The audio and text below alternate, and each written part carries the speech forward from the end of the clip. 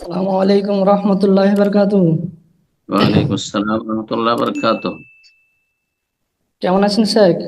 জি, আলহামদুলিল্লাহ। বলেন, কোথা আল্লাহর থেকে? জন্য আপনাকে ভালো আছেন। হাব্বাকুমুল্লাহ। বলেন, কোত্থেকে? কলকাতা থেকে শেখ, বাড়ি মালদা জেলা। মাশাআল্লাহ। শেখ আমার দুটি সংযুক্ত প্রশ্ন আছে, হম। যদি কাছাকাছি দেন হলে তো ঠিক আছে। ইনশাল্লাহ বলবো। তাড়াতাড়ি তাড়াতাড়ি বল।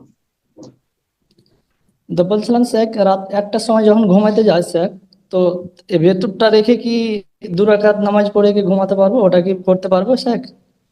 যদি ওঠা নিশ্চিত থাকে মোটামুটি, তাহলে ঘুমাতে পারবে। না না শেখ, শেখ আমি রাত 1টা অবধি জেগে থাকি শেখ, কাজ করি শেখ।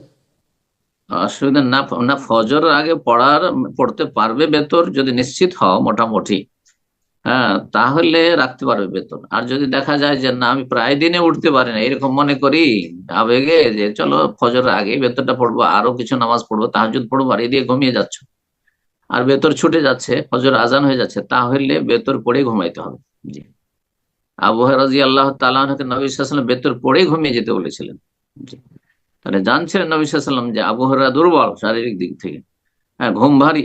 নিশ্চয়ই জানেন, সেই জন্য বলেছেন ও আল্লাহ আনামা ইল্লা আলা বিত্রিন, আমি ভেতর পড়ে যেন ঘুমাই। অন্য সাহাবীদেরকে বলেননি, কিন্তু আবু হুরায়রাকে বলেছেন রাসূলুল্লাহ সাল্লাল্লাহু আলাইহি ওয়াসাল্লাম। জি। তো তোমার নিজের অবস্থা দেখে ব্যবস্থা করবে।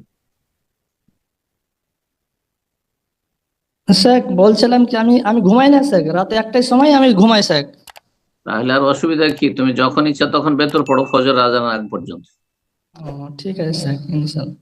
আরেকটি বলছিলাম শেখ, দুয়া সিজদাতে কিভাবে করব, হাত তুলে কিভাবে স্টার্ট করব, শুরু করব? হাত তোলা যাবে না, সেজদাতে হাত তোলা যাবে না, বেদাত। দোয়া করতে পারে, এমনি দোয়া করতে।